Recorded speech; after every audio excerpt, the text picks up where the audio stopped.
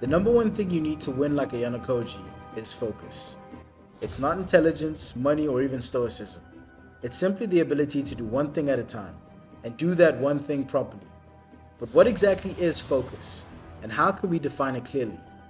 Focus to me can be defined as the ability to do one thing at the expense of all other things. So simply put, it's your ability to do something without getting distracted and complete that one thing as effectively as you can. There are two main facets to focus that you must master if you want to be able to use this skill effectively. The first is your ability to enter a flow state when completing a task. The flow state is something I'm sure most of you know about, but for those of you who don't know, it is essentially your ability to enter into an almost possessed state of concentration and execution. A common term used to describe it is when people say, "he's in the zone." Entering the flow state is the most important part of focus, and it's the core aspect. The second most important facet of focus is your willpower or discipline. This is simply your ability to do things when you don't want to, and to perform your tasks in the same manner regardless of how you feel. Now, in order to apply this to your real life, I want you to start thinking of your ability to focus as a resource that you naturally possess and can run out of. Think of your ability to enter into a flow state as your total amount of flow energy, and your ability to be disciplined as your total amount of willpower.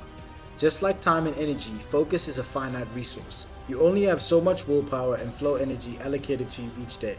But how much do you have? Well, that depends on how healthy and productive you are. A person who tends to work very hard consistently has more flow energy and willpower than someone who is extremely lazy.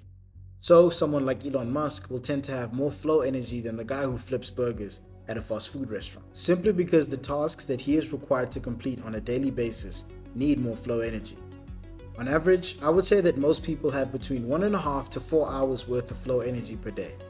Even people who work 9 to 5 jobs or are full-time students don't tend to have more than 4 hours worth of pure focus per day in them. If you think about it though, most of you don't need more than 4 hours worth of dedicated focus in order to complete your daily tasks. And if you do, you're either not focusing or taking on too much work. Of course there are exceptions, but these are few and far between. Another way to understand flow energy is to compare it to things like Goku going Super Saiyan or Aang entering the Avatar state. When these characters enter these transformations, all of their abilities are heightened, but neither Aang nor Goku can stay in these states for very long.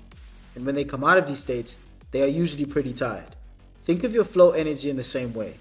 You can't be fully focused for a very long time, so make sure that when you do focus, it's on the right thing. Willpower is a little different because you can't really measure it with time.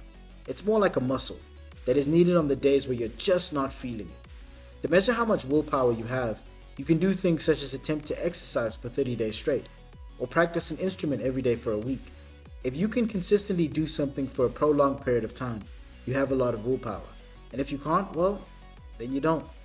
Now that you understand focus as a concept and how it applies to your real life, here is a 3-step process you can use to implement this skill and achieve whatever you want.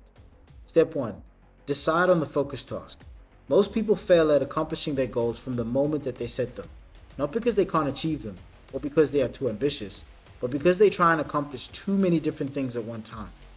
You've got people writing long lists of New Year's resolutions at once, saying that they will learn a new language, get in the best shape of their life, get a promotion at work, fall in love, and start up a successful side hustle, all in the same year. Most of you can't even watch a movie from start to finish without checking your phone or having multiple tabs open. What makes you think that you have enough willpower and focus to achieve 5 high-level goals at once? There's a famous Bill Gates quote where he says that people overestimate what they can do in a year and underestimate what they can do in a decade. And it's true. Here is the bitter truth. Most of you watching won't achieve any of your goals this year, not because you can't, but because you have no priority, no singular focus. That is why, in order to start applying focus, you need to figure out what your top priority actually is. What is the one task that, if completed in the next few weeks or months, will completely change your life? So for step 1, I want you to look at the long list of goals that you set for yourself this year and narrow it down to one. The priority, the focus task. If it's too hard, think of it this way. The best way to achieve your goals this year is to do so one at a time. So which one do you want to start with? Which goal will you regret not achieving the most? Once you have identified it, set a focus task that you aim to complete in the next 1 to 3 months. I'll use myself as an example. My number one goal this year is to become a professional entertainer. And to start, My first focus task is to post 16 long form videos on this channel before the start of June. I've already posted 3 if you include this one, so in total, I will have 28 long form videos on the library before the start of June. That is where all my focus and attention is directed towards. Not my social life, how much I can lift in the gym, or how many hours I've been meditating, but how many videos I post on YouTube. Now you can have more than one focus task at a time, but be aware that every time you add another priority, your probability of achieving any goal drops by 50%. So if I already had an 80% chance of getting to 28 videos, and I also want to learn how to speak Spanish before June, my probability of achieving both is now 40%. And if I add getting shredded onto that list of priorities, well, then the probability drops to 20% for all 3, and continues to drop every time I add another goal. Keep in mind that if you have a job or are in school and this isn't your focus task, well then keeping up with those things is part of your focus task. Now I'm not saying spend 16 hours a day studying and working on your business, because let's face it, none of us are going to do that. But that's where step 2 comes in. Cultivate supporting habits. Your focus task is what you will work on each day and will be your main priority. But what you do outside of that time is also important. If you wake up and doom scroll on social media before you work on your focus task, it will hurt your progress. So rather pick 2 supporting habits that you can do when you are not working in order to give you more focus when you are working. For me, I've chosen exercise and writing as mine. So instead of waking up and checking my social media feed, I will either work on the book that I'm writing, hit the gym, or do both. Finally, step 3 is to decide what you will do in your downtime and commit to living a boring life.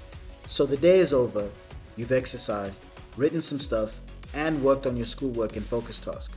What do you do now? That is up to you to decide. Pick an activity that allows you to relax and get ready for sleep. Something that doesn't require much brain power and can act as a hobby.